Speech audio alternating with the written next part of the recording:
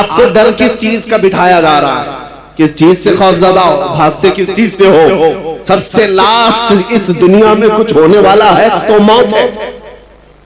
सबसे आखिरी चीज क्या होने वाली है? उसके बाद क्या है? सजाएं जितनी भी है, सबसे हाईएस्ट सजा मौत है। और मौत उसके लिए डरावना सपना है जिसको जलना है, जलना है, जलना है। और मोमिन के लिए डरावना सपना नहीं है, ये तोहफा है। इधर आंख बंद हुई, उधर दीदारे मुस्तफा हुआ। उसके लिए डरावना सपना नहीं है। और सच्चा मोमिन तो इंतजार में गुजारता है, न जाने वो शब कब आएगी जब मैं इस दुनिया को छोड़कर अपने महबूब के पास जाऊं। हाँ मेरे अजीजों, हम वो लोग नहीं है। इसीलिए इकबाल ने कहा था, अंग्रेजों ने परख करके देखा था तुम्हारी तबीयत को, और उसके बाद ये जुमला कहा था, ये फाका कश मौत से डरता नहीं जरा, ये फाका कश मौत से डरता नहीं जरा। हकीकत है ये। अंग्रेजों ने जो कहा था, ये भूखे रहते, प्यासे रहते। फाका कश किसको कहते हैं? महीनों से इनके घर में रोटी नहीं आती, कपड़े के मोहताज है, घर की छत नहीं है, लेकिन मौत से डरता नहीं है। कौन सी चीज है जो इसे निडर बनाकर रखी हुई? कौन सी चीज है जो इसे बेखौफ बनाकर रखी है? अंग्रेज कहता है रूह मोहम्मदी इसके बदन से निकाल कर।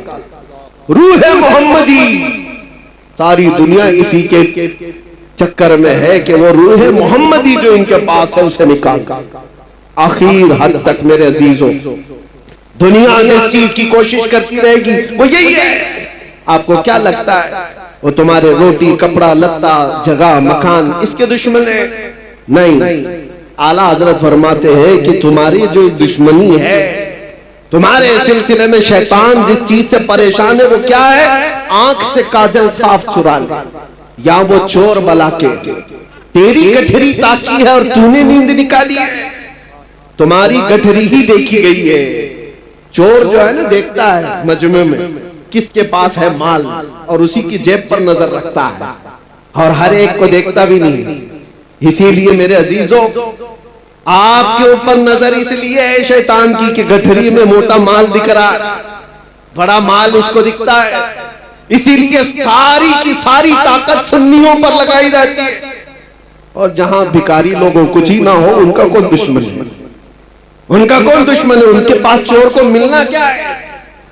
और इसी वजह से लोग ये कहते हैं कि वो लोग तो इतने नमाजी हैं, 40-40 दिन चले जाते हैं, पूरी जमात लेकर के भी कुछ नहीं होता, कहीं कोई प्रॉब्लम नहीं होता। और हम जो है 4 लोग भी जाएं तो हमको पता नहीं कितने बैरिकेडिंग से क्रॉस करना पड़ता है। हमारे साथ भी मामला आता है। और एक साहब, उनकी भी बात मैं आपके सामने रख रहा हूं, ऑफिसर, मैंने कहा साहब इतनी बड़ी बड़ी जमातों को आप कुछ नहीं कहते, मैं अकेला आदमी, मेरे आगे पीछे कुछ भी नहीं, और सारे संतरी, सारे पहरेदार मेरे पीछे लगा देते हो। कहा वो बेजरर है, वो बेजरर है, जुमला था, वो नुकसानदेह नहीं है, नुकसानदेह नहीं है। वो कहीं पर भी जा सकते हैं, ताकि वो इजराइल में भी जा सकते हैं, कोई मसला नहीं। आपसे प्रॉब्लम है। कहा क्यों? आपसे प्रॉब्लम ये है कि वो बोलते कुछ नहीं और बोलते आप सबसे ज्यादा। तो कहा मेन मसला बोलने का, समझ में यही आया, बोलने का। तब फिर हमने आपको एक बात उनको ये कहा, आपकी सिक्योरिटी, आपकी अमन और शांति सब मुबारक हो। अगर बोलने में कंप्रोमाइज करने ही पर वो सारी छूट मिल सकती है तो 1000 बार मार दो, हमको वैसी छूट की जरूरत नहीं है। बुज़दिल बनकर, बेगैरत बनकर जीने का मतलब क्या है? तुम आज रोक सकते हो, इंशाअल्लाह कल रब तबारक व तआला हालात सही फरमा दे। आज तुम पाबंदियां लगा सकते हो, हमारे ऊपर किस चीज के लिए पाबंदियां? सिर्फ इसलिए कि हक बात बोलना, हुजूर पाक की इज्जत के बारे में बोलना। और सबसे बड़ी बात यह है कि लोगों को उठाना नहीं है, बेदार नहीं करना है, इश्क रसूल पर लोगों को उठाना नहीं। ये मैं अंदर की बातें बता रहा हूं। कुछ लोगों ने मुझे आकर ये कहा भी आपको जितना दूसरे टॉपिक्स पे बोलना है बोलते रहिए, कोई मसला नहीं है, लेकिन बस ये आप जो नामूसे रिसालत और इश्क रसूल की बात जिसमें नौजवानों को उठाते हैं, ये बंद कर दीजिए। कहा यही तो असल है। और जान नहीं रही तो फिर जिस्म का मतलब ही क्या? नमाज, रोजा, हज, ज़कात, ये सारी चीजें हाथ पैर आंख कान का नाम काम कर सकती है, लेकिन किसी के अंदर रूह ही ना हो तो हाथ का क्या काम, पैर का क्या काम, ये आंख और नाक का क्या काम? रूह अगर है तो ये सारी चीजें काम की है, और रूह ना हो तो ये सब सड़ गल जाती है। इसीलिए इश्क मोहम्मदी हमारी रूह है, मुस्तफा करीम का नाम हमारी जान है, और इसके बगैर हमारा कुछ नहीं है। इसीलिए आला हज़रत ने क्या कहा था, वो जो न थे तो, सुन्नियों को पता है, वो जो ना हो तो।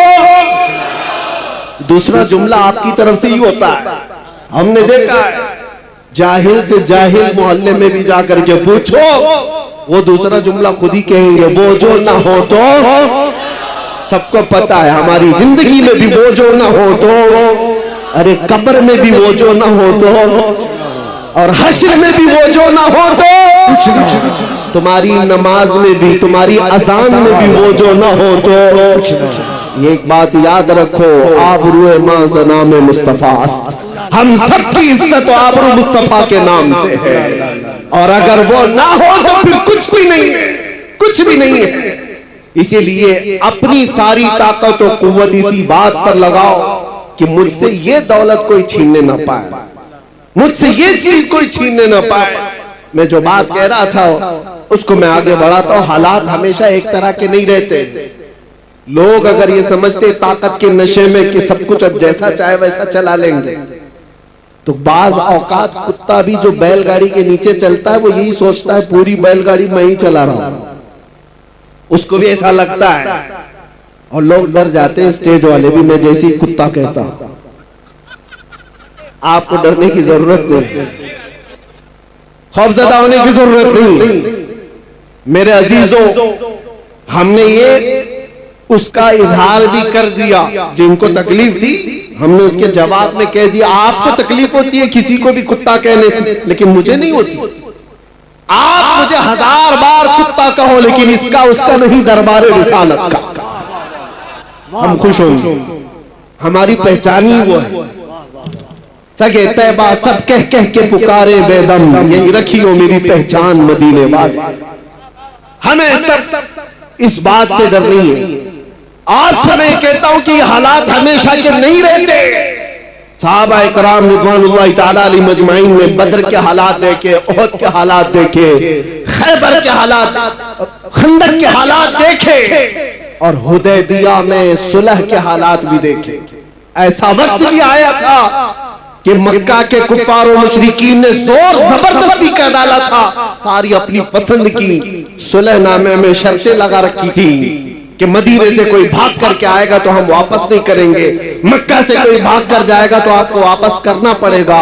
सब सहाबा ने देखा था ये दबी हुई सुलह है, ये झुक करके मानने वाली बात है। ये वक्त हमेशा नहीं रहता। सहाबा ने उस वक्त जानते बेचैनी और बेकरारी में कहां तक पूछा था। सैयदना उमर इब्न खत्ताब, ये आज के हालात पर मैं बात कर रहा, हो सकता है कोई भी इसमें इस तरह के ख्यालात लेकर के बैठा हो कि हम हक पर हैं तो ऐसे हालात क्यों बने हुए। हजरत उमर ये चाहते थे कि जंग हो जाए, हम मक्का वालों से जंग करके उम्रा कर लेंगे, हम 1400 की तादाद में। हुजूर मना कर रहे थे कि नहीं, जंग की जरूरत नहीं, हाजत नहीं, मैं जो देख रहा हूं वो तुम नहीं देख रहे। हजरत उमर जा करके सहाबा को पकड़ पकड़ कर कह रहे थे क्या जंग की तैयारी नहीं कर सकते। यहां तक कि हजरत अबू बकर सिद्दीक के पास आकर के उन्होंने कहा, हजरत उमर ने, कि अबू बकर चलो रसूलुल्लाह से बात तो करते हैं कि जंग करेंगे हमें ये सुलह करने की जरूरत क्या है।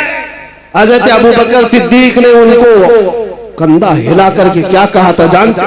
कहा इल्ज़म गरज़क या उमर, ऐ उमर अपनी गैरत में रह करके बात करो, इसलिए कि तुम किसके बारे में कह रहे हो? रसूलुल्लाह।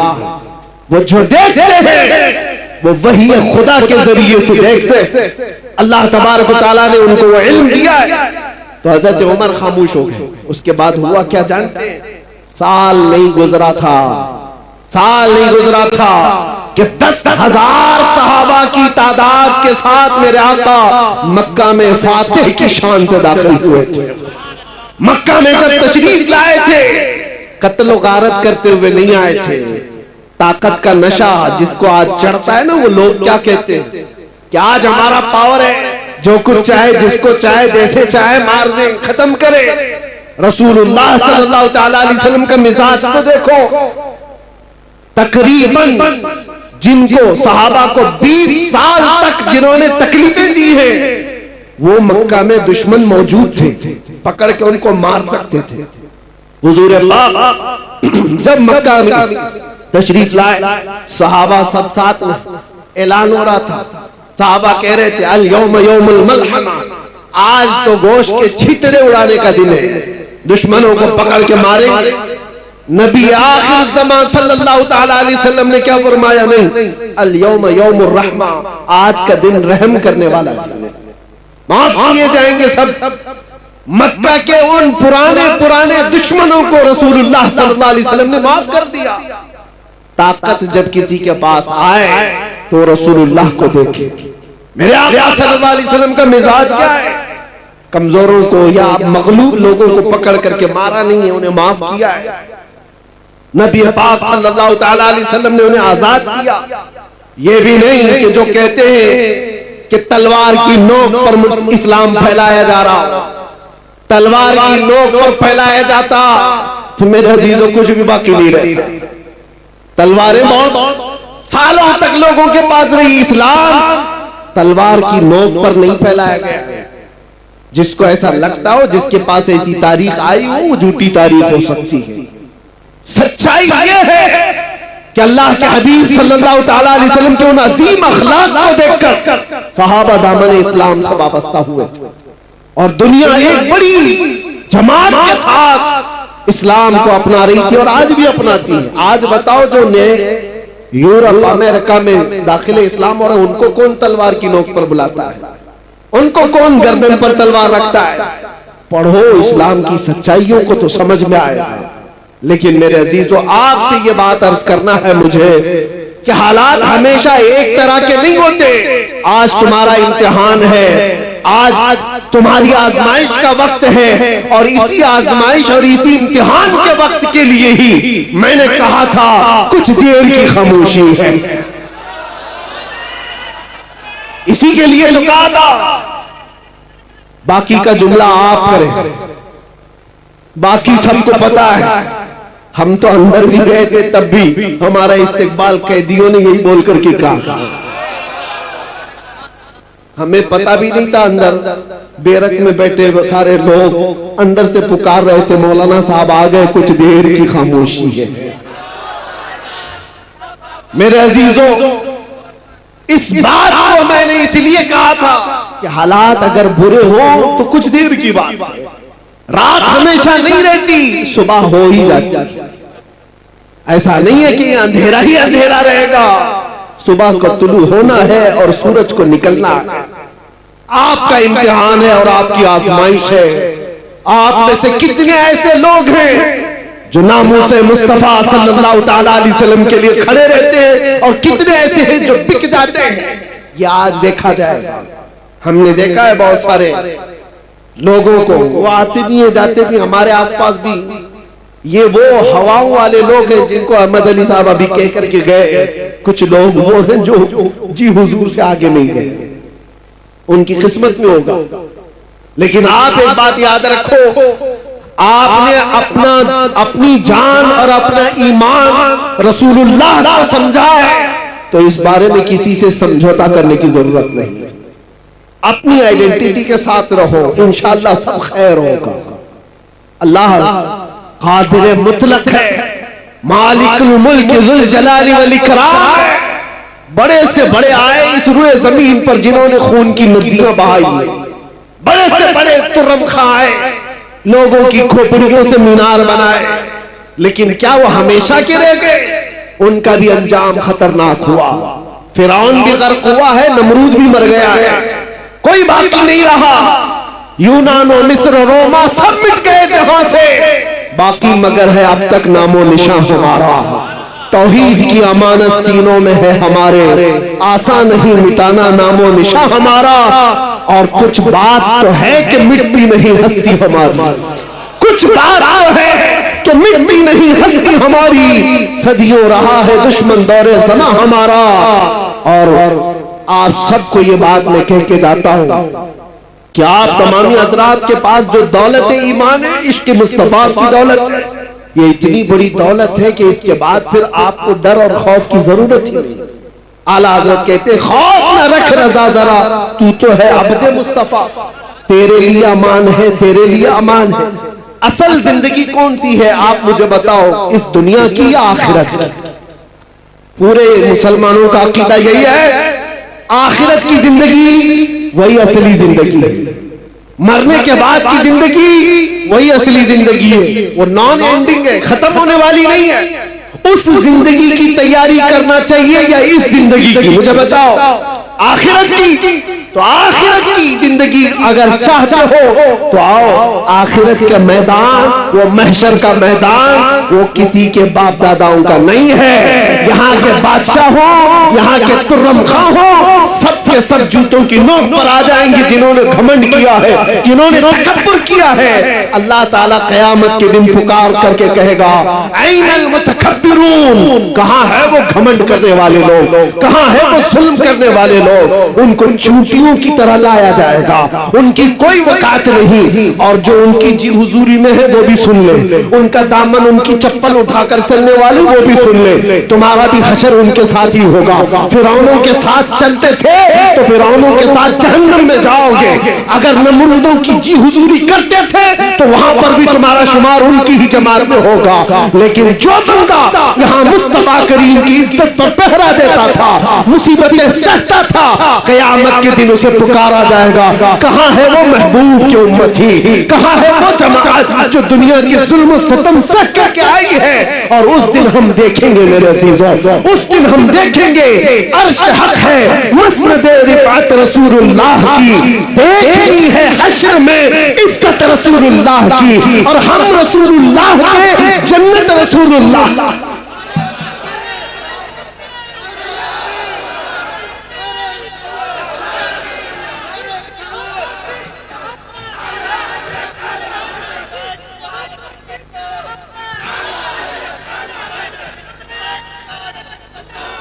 मैं ये नहीं कहता कि यहाँ कुछ भी नहीं होगा। अल्लाह तबारक व तआला अगर यहाँ मदद फरमाए तो फिर तुम पर कोई गालिब भी नहीं आएगा। कुरान में अल्लाह फरमाता है, इन यंसुरकुमुल्लाह फला गालिब लकुम, अगर अल्लाह तुम्हारी मदद करे तो कोई भी तुम पर गलबा नहीं हासिल कर सकेगा। वही यख़ज़ुलकुम फमन ज़ल्लज़ी यंसुरकुम मिन बादी, और अगर अल्लाह तबारक व तआला तुम्हें छोड़ दे तो फिर उसके बाद कोई और मदद भी नहीं कर सकेगा। यहाँ की जो आदमी है, मायूस न हो, घबराओ मत, अल्लाह ताला ने जो वादा फरमाया वो बरहक है। अगर तुम आखिरत के लिए जीते हो तो फिर तुम्हारी जिंदगी कामयाब है। डरो मत, थोड़ी मुसीबतें सह करके यहाँ से निकलना है। आज या कल हम रखते सफर बांध लेंगे। कुछ वो लोग हैं जो पिछले साल तुम्हारे साथ थे, वो आज जा चुके। हो सकता है हम में से जो आज बैठे हैं अगले साल वो न रहे, अगली सुबह भी ना रहे, किसी का भरोसा नहीं। हम सब मुसाफिर हैं, चल रहे हैं और निकल जाएंगे। अगर आखिरत की जिंदगी हमेशा की समझते हो, आखिरत का तस्वुर तुम्हारे दिल दिमाग पर हावी है, तो फिर यहाँ की इन तमाम चीजों पर नजर मत रखो कि क्या जा रहा है यहाँ पर। बस अपना ईमान बचा करके रखो, और इज्जत तो उस दिन देखनी है। फकत इतना सबब है इन इकादे बज़्म महशर का। और आपको मैं बताऊं, एक सहाबी है हजरत अनस रज़ियल्लाहु ताला, सबके लिए है यह हदीस। वो कहते हैं एक ऐसी हदीस है जिसको सुनने के बाद मुझे जिंदगी में सबसे ज्यादा खुशी हासिल हुई। हजरत अनस कहते हैं, कौन सी है? हुजूर पाक सल्लल्लाहु ताला अलैहि वसल्लम से हजरत अनस ने पूछा, या रसूल अल्लाह सल्लल्लाहु ताला अलैहि वसल्लम, क़यामत का हाल क्या होगा? हुजूर ने फरमाया, अल मरउ मअ मन अहब्ब। हुजूर फरमाते हैं, ऐ अनस, दुनिया में जो जिसके साथ मोहब्बत करता था, क़यामत के दिन भी वो उसी के साथ उठाया जाएगा। ऐ लोगों, किसी लैला के मजनू बनने की जरूरत नहीं। हाँ, ये झूठे आशिक हैं, ये झूठे आशिक हैं। जो हमारे पास कितने किस्से हैं ऐसे। ये नौजवान ये समझते हैं इश्क मोहब्बत वगैरह ये सारी चीजें लड़के लड़की की हैं, बस काफी हैं, इसी में अपनी जिंदगी गुजार लेंगे। तो अल्लाह ने वैसे भी जोड़े लिखे हैं, सबके हिस्से में आ ही जाएगी इंशाअल्लाह। लेकिन उसके लिए ये जो मजाजी इश्क का ढोंग है, अरे तेरे चांद लेके आऊंगा, तारे लेके आऊंगा, आसमानों से वो तोड़ लाऊंगा। महबूबा को बोलता रहा, कितनी महबूबाएं शादी के बाद हमसे आकर शिकायत करती हैं, अब तो राशन आटा दाल भी नहीं लाता। ये तो तारे लाने वाला था, ये तो चांद लाने वाला था। ये मजाजी इश्क के दावे हैं, फजूल हैं, कुछ नहीं होते। हाँ, हकीकी इश्क वो है, तुमने एक बार मेरे मुस्तफा से कहा या रसूल अल्लाह, लब्बैक या रसूल अल्लाह कहा। वो रसूल पाक सल्लल्लाहु ताला अलैहि वसल्लम इतने खैरतमंद हैं कि दुनिया में भी तन्हा होने नहीं देते, कब्र में भी तन्हा होने नहीं देते, और हश्र में भी हाल ये है। मेरे आका फरमाते हैं, एक कंधे पर मेरी चादर होगी, वो गिर रही होगी, मैं उसको एक हाथ से संभाल रहा होगा और दूसरे हाथ से मेरे उस आशिक उम्मती को पकड़कर जन्नत में ले जा रहा होगा। जो न भूला हम गरीबों को रजा, याद उसकी अपनी आदत कीजिए। अरे गैरे नत्थु खेरे का जिक्र करने की जरूरत ही नहीं, हम रसूलुल्लाह के, जन्नत रसूलुल्लाह की, और देखनी है हश्र में। उस दिन का इंतजार करो मेरे अजीजों। क्या मंजर है, वो क्या माहौल है। आपने सुना भी होगा हदीसों में और उलमा से बयान में सुनते होंगे, ये उम्मत, ये मखलूक आदम अलैहिस्सलाम के पास जाती है अपनी सिफारिश के लिए। आदम अलैहिस्सलाम भेजते हैं नूह अलैहिस्सलाम के पास, इज़हबू इला गैरी, मेरे अलावा किसी और के पास जाओ। नूह अलैहिस्सलाम दूसरे नबी के पास भेज रहे हैं, ऐ मखलूक खुदा, ऐ इंसानों का हुजूम, जाओ किसी और नबी के पास, आज मेरे ही लिए मसला है। नफ्सी नफ्सी का वो जिक्र कर रहे हैं। ये सुना है ना हदीस आपने, 1,24,000 कमोबेश अंबिया कराम के पास ये उम्मत, बल्कि ये पूरी इंसानियत घूमती रही सिफारिश करवाने के लिए कि अल्लाह हमारा हिसाब तो शुरू कर दे। अल्लाह ताला जलाल में है, अल्लाह का कहर और उसका गजब, अल्लाह तबारक व तआला अपने कहर और गजब में है। सारी मखलूक खुदा सारे नबियों के पास घूमती रही, फिर आखिर में आती कहां पर है, ये इंसानियत जमा कहां होती है। मैं ये नहीं कह रहा कि ये सिर्फ मुसलमान जाएंगे, ये हदीस में है आदम अलैहिस्सलाम से लेकर क़यामत तक पैदा होने वाले तमाम इंसान जाएंगे, चाहे वो काफिर हो, चाहे वो मुशरिक हो, चाहे वो कोई भी हो, सब के सब साथ मिलकर के नबियों के पास घूमेंगे, क्योंकि हिसाब ही नहीं शुरू हुआ है। आखिर में आएंगे मेरे मुस्तफा के पास, और नबी आखिर ज़मां सल्लल्लाहु ताला अलैहि वसल्लम को सारे लोग मिलकर के कहते हैं, आप हबीबुल्लाह हैं, आप अल्लाह के महबूब हैं, हमारी सिफारिश कर दीजिए। अल्लाह के नबी ने वो नहीं कहा जो दूसरे नबियों ने कहा, मेरे अलावा दूसरे नबियों के पास जाओ, बल्कि आखिरी रसूल ने ये कहा, अना लहा, मैं इसी के लिए तो इंतजार कर रहा था, मैं इसी के लिए हूँ, आज तुम्हारी शफाअत के लिए। मेरे आका सल्लल्लाहु ताला अलैहि वसल्लम सजदे में गिर करके अल्लाह की हम्द बयान करें। रब ताला फरमाता है, ऐ महबूब अपना सर उठाओ, जिसकी सिफारिश करोगे कबूल की जाएगी। मैं आपसे पूछता हूँ, तवज्जो, मैं आपसे पूछता हूँ कि ये सारा मंजर आपको भी पता है कि सारे लोग कहाँ जाएंगे? आदम अलैहिस्सलाम के पास, नूह अलैहिस्सलाम के पास, इब्राहिम अलैहिस्सलाम के पास, इस्माइल अलैहिस्सलाम के पास, मूसा अलैहिस्सलाम, ईसा अलैहिस्सलाम, सबके पास जाएंगे। ये पहले से बताया गया है, बार बार सुनाया गया है।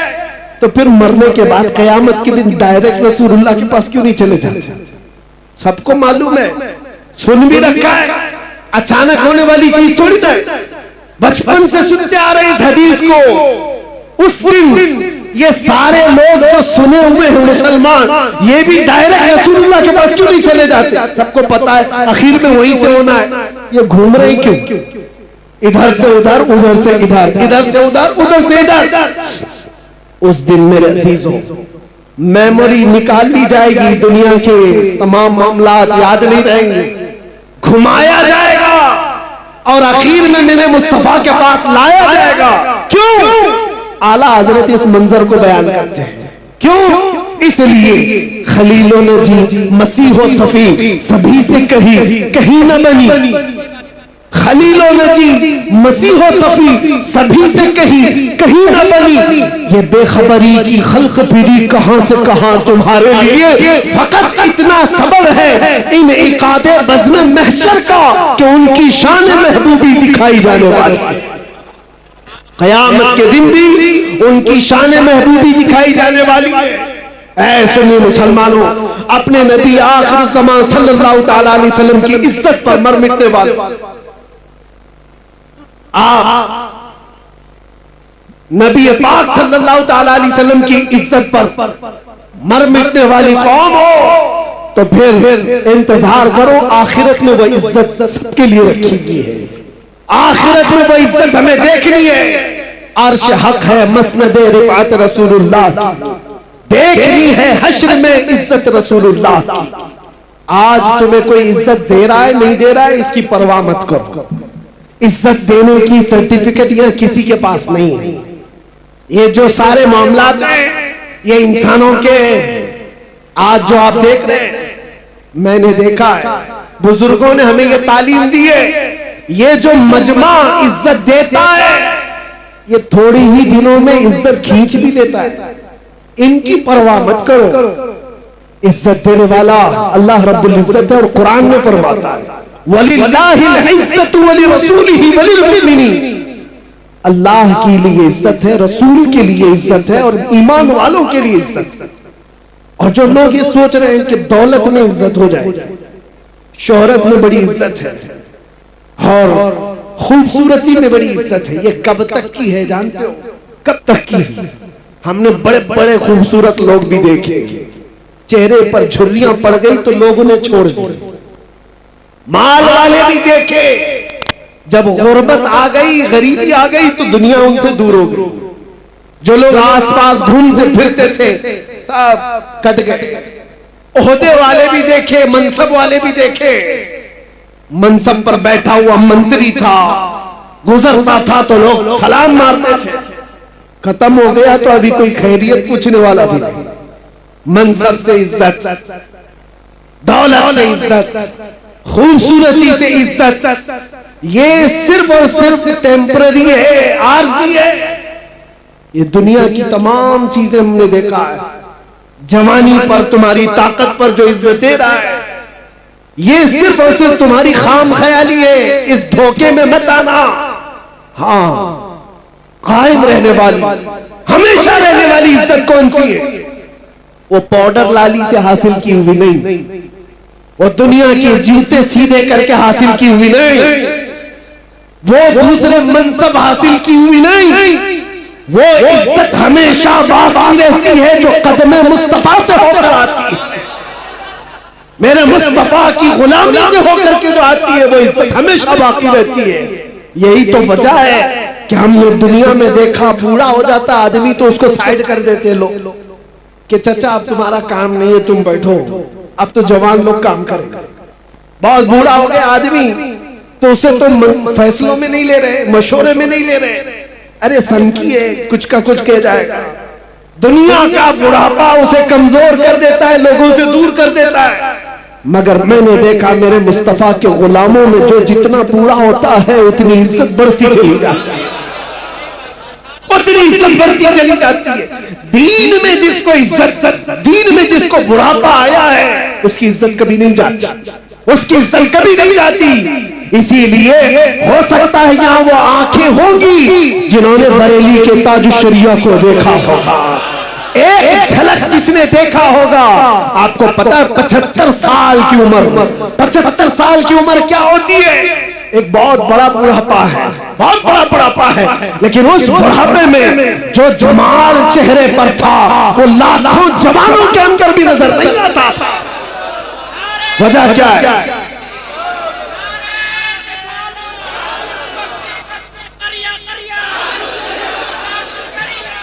आज भी मेरे अजीजों वो बुढ़ापे हमने देखे हैं, दूसरे बुढ़ापे और हैं जहां लोग भूल जाया करते हैं। लोग उनको सनकी बाबा कह करके हटा देते हैं, लोग उनको मजलिसों में बैठाते नहीं, लेकिन एक बुढ़ापा वो है जो दीन पर आया है, मेरे मुस्तफा के नाम पर आया है। वो जितना बढ़ता जाता है इज्जत बढ़ती चली जाती है। हमने ऐसे कितने उलमा मशाइख को देखा, आज भी बड़े मशाइख मौजूद हैं। मुहद्दिस कबीर की जिंदगी को देखो, 90 साल से तजावुज कर गई है उम्र, लेकिन कोई कहता है मेरे अजीजों आज भी एक झलक देखने को लोग बेताब रहते हैं, बेकरार रहते हैं। हजारों उलमा जिनके सामने अपने सर खम कर देते हैं। वजह क्या है? ये बुढ़ापा दुनिया की चापलूसी में मिला हुआ नहीं है, ये हदीस रसूल की निस्बत से मिला हुआ है।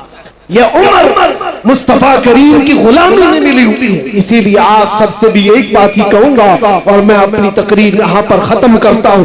इधर उधर कहाँ जहाँ मन करे ढूंढ करके वापस आ जाना। जिंदगी भर छान मार करके वो इज्जत न ला पाओगे जो आमिना के लाल के दरबार में एक दिन की जिंदगी में मिल जाएगी। इसीलिए हजारों दिन भी अगर तुम्हें मिले, दुनिया की गुलामी में हजारों दिन की गुलामी तुम्हें वो इज्जत नहीं दे सकती जो मेरे मुस्तफा के नामूस पर एक मिनट की जिंदगी अता कर सकती है।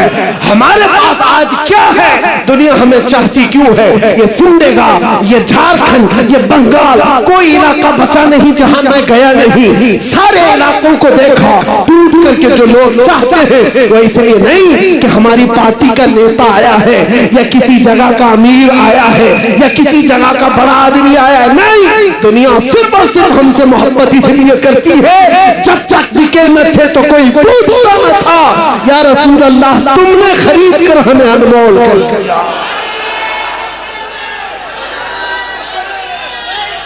या रसूल अल्लाह तुमने खरीद कर हमें अनमोल कर दिया।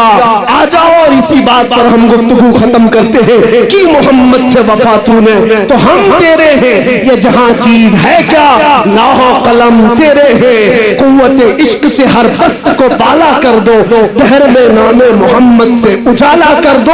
और दुनिया कुछ नहीं देती, जितना देती उससे डबल ले लेती है। इसलिए आला हज़रत की इस बात पर कुर्बान जाओ। कौन देता है? देने को मुंह चाहिए। अरे देने वाला है सच्चा, हमारा नबी। लब्बैक या रसूल अल्लाह।